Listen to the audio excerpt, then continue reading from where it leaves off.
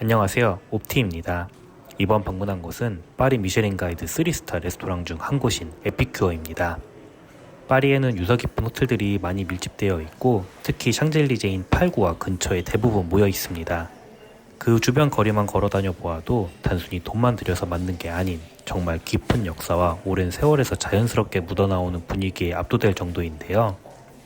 에피큐어도 그 구역에 위치한 르 브리스톨 호텔 안에 위치되어 있는 다이닝 공간이며 이곳은 오트커라는 독일 가문에 의해 오래전 매입되어 호텔이 되었습니다. 세계 유명 도시의 오트커 콜렉션이라는 명칭으로 호텔업을 하고 있는데 사실 우리는 이미 예전부터 이 가문에 대해 알고 소비하고 있었다는 사실을 이번에 알게 되었습니다. 바로 1893년부터 베이킹 파우더 사업을 시작해 1985년부터 판매되고 있는 닥터 오트커 리스토랑테 냉동 피자가 바로 이들의 사업 중 하나입니다.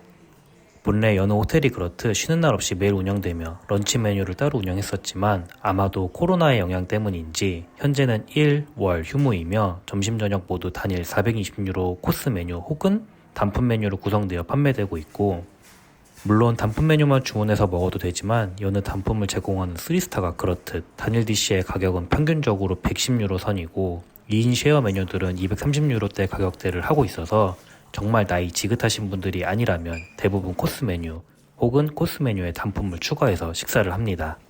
현재 이곳의 소장은 에릭 프레숑이고 21살이었던 1985년 처음 견습 요리사로 입사했고 14년 뒤인 99년부터 이그제큐티브 셰프를 역임하고 있습니다.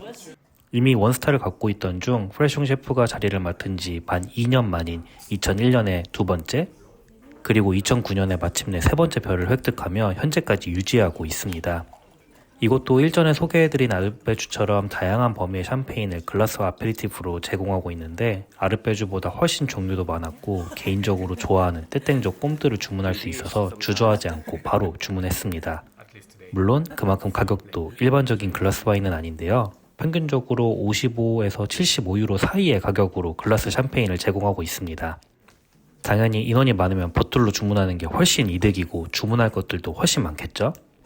이곳은 여느 파리의 건물들처럼 하지만 나름 성의였기에 넓고 아름다운 중정을 중심으로 짜여져 있어 모든 객실에서 이 중정을 바라볼 수 있게 디자인이 되어 있는데 내심 이곳에서 하루 숙박을 하면서 저녁은 에피큐어에서 아름답게 식사를 하고 아침은 살짝 느지막하게 이 중정의 테이블에 앉아서 먹는 모습을 생각했지만 여튼 바랬던 세 가지 중 한 가지라도 잃었으니 언젠가 훌륭한 사람이 되어 세 가지를 동시에 할 수 있는 날이 언젠간 오겠죠? 우선 착석해 아페리티프까지 주문해 서버를 받고 나면 아뮤즈 뷰시와 빵을 제공하는데 이곳은 전통적으로 둥근 삼각형 플랫 접시에 세 가지 아뮤즈 그리고 세이보리 스타일의 브리오시와 식사 내내 곁들일 수 있는 큼지막한 깡빠뉴를 통으로 제공하며 비누 사이즈의 가염 버터를 제공합니다. 일단 맛도 맛이지만 사실 이렇게 딱 한 번에 깔려있는 것들의 분위기와 조화로움이 워낙 아름다워서 한동안 눈으로 감상하느라 정신이 없습니다. 하지만 늘 말씀드렸듯 누구 한 명은 정신을 차리고 빠르게 와인 리스트를 훑어봐야 합니다. 어차피 이곳의 테이스팅 메뉴는 디저트를 제외하고 상시 픽스 메뉴여서 단품에서 추가할 게 아니라면 바로 와인 리스트를 훑어봐야 하는 거죠. 저희가 사실 가기 전까지 파리 일정이 좀 엎치락뒤치락해서 어쩔 수 없이 에피큐어를 런던으로 돌아가는 날 런치로 오게 되었는데 이런 테이블 차림을 보자마자 서둘러 나가야 하는 상황이 너무 후회되었지만 한순간도 놓치지 않기 위해서 그만큼 저희도 빠르게 반응을 해줬어야 했었습니다. 미셸 부제로의 메르소 중 제네브리흐 프리메르그리를 주문했는데 사실 페어링적인 면만 놓고 보았을 때는 몽라쉐 계열보단 메르소가 조금 더 편하게 맞추기는 좋습니다. 이날 홀 스태프들도 너무 유쾌하고 농담도 많이 건네고 매 디시가 정리될 때마다 의견도 물어봐주고 케어하면서도 특유의 어티튜드를 놓치지 않는 부분이 그 당시에도 그랬지만 돌아오고 난 이후에 오히려 더욱 그 감동이 크게 느껴진 게 놀라웠습니다. 마지막 스낵이었던 스모크한 부용과 폼까지 먹고 나면 메뉴에 적힌 시그니처 메뉴들이 줄줄이 서브됩니다. 캐비어 프롬 솔로뉴는 옛날에 유튜브와 인스타그램에서 숱하게 보던 메뉴였는데요. 감자 무슬린에 말린 대구를 같이 넣고 스모크한 후 캐비어 틴 안에 채운 후 캐비어로 가득 덮어주고 바로 옆에 메밀로 만든 롤 안에 사워 드레싱을 채워 나옵니다. 자개 스푼으로 큼지막하게 떠서 먹고 빵에도 발라 먹고 하다가 중간중간 텁텁해질 수 있는 팔렛을 사워 드레싱 롤을 먹으면서 리프레시 해주면 됩니다. 다음은 랑구스틴 메뉴인데 메뉴에 라지라고 기재해 놓을 만큼 사이즈가 크고 달달하며 양파와 망고로 만든 소스에 생강크림과 코리앤더 킥이 들어가 이국적인 느낌도 동시에 느껴집니다. 바로 또 시그니처 메뉴가 이어지는데 그 유명한 트러플 마카로니입니다. 아마 이곳 저곳에서도 비슷한 디쉬들을 만나보셨을 수도 있는데 저도 이 구성을 처음 먹어본 건 지금은 없어진 압구정에 있던 루이상크에서 먹어본 기억이 있습니다. 블랙 트러플과 아티초크, 푸아그라로 속을 채운 마카로니는 이미 진한 맛을 내지만 거기에 숙성된 파마산 치즈와 트러플 주가 더해져 그 깊이와 풍미를 더합니다. 남은 소스는 무조건 빵으로 흔적을 지워주는 것이 예의죠. 이날의 하이라이트 디쉬였던 스코틀랜드산 연어입니다. 아마 때에 따라 연어가 조금씩 바뀌는 것 같기는 한데 전에 보았을 땐 스위스 강에서 잡히는 알을 낳은 지역 근처를 벗어나지 않은 특이종이라는 것을 보았는데 저희가 식사를 했었을 때에는 스코틀랜드산 연어였고요.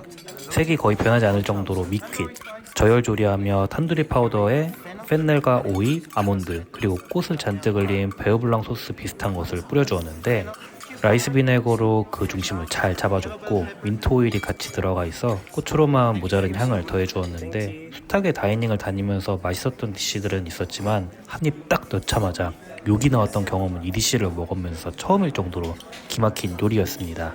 홀 스태프들이 먼저 사진을 찍어달라면서 즐겁게 포즈를 취해 사진을 찍어준 경험도 처음이었는데 다음 나올 브레스 닭을 돼지 오줌보 안에서 익히고 있는 것을 들고 나와서 보여줍니다. 두 번에 나눠서 서브해주는데 저는 촬영 버튼을 눌렀다고 생각을 했는데 나중에 보니 처음 소스를 뿌려주는 영상을 찍지 못했더라고요. 처음에 가슴살에 갯가재와 지롤버섯 등을 같이 서브해주고 벤존 베르블랑 소스를 뿌려주고 남은 소스는 앞에 워머에 올려놔주는데 오며 가며 다른 서버들이 다른 건 몰라도 정말 비싼 소스이니 꼭 다 먹고 가라면서 오가는 모든 서버가 계속 디쉬에 뿌려주더라고요. 사실 이맘때쯤 슬슬 배가 차올라서 더 이상 빵을 먹기도 쉽지 않았는데 이날 유일하게 제일 짭짤했던 게 바로 이 소스였습니다. 그리고 보통 프렌치 코스에선 마지막에 샐러드나 치즈를 골라서 먹을 수 있게 해주는데 남은 다리살을 샐러드처럼 먹을 수 있게 나눠서 준비를 해주었습니다. 앞서도 언급했지만 사실 음식도 서비스도 생각했던 정도가 있긴 했지만 더욱 뛰어나서 놀라울 정도로 좋았고 다녀온 이후에도 감동이 꽤 오랫동안 이어졌는데요.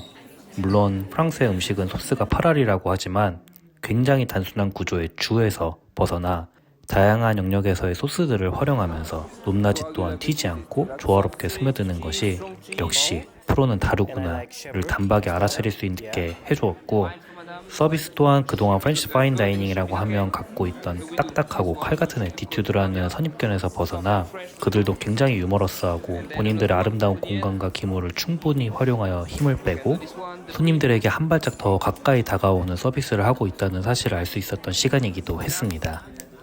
물론 다녀온 저희에게도 그리고 대부분의 분들에게도 사실 한 끼 식사로 권하기엔 쉽지 않은 가격대임은 분명합니다.